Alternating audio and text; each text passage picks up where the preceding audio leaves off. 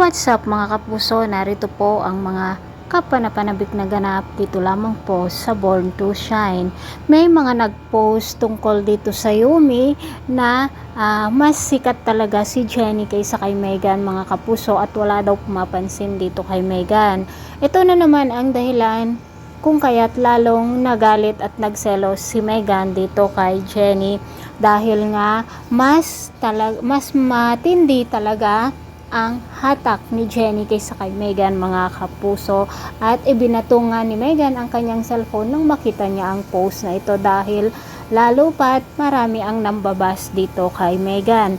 Samantala mga kapuso, binigyan naman ng surprise si Nate dito kay Jennie at talaga namang tuwang-tuwa si Jennie mga kapuso, pero na-distract ang kanilang moment dahil nga dumating sina Yuna, Nancy at Althea, kung kaya't nagpaalam na lamang sina Jennie dahil nga may usapan pala sila kasama ang kanilang kaibigan na bakla, na may banding sila at pag-treat na rin daw ito dahil nga dito sa maraming achievement at talaga namang napakagaling at pagkapanalo ng Yumi dito sa 3 award na nominated sila, at sila pa ang nanalo bilang P-pop Girl of P-pop of the Year mga kapuso.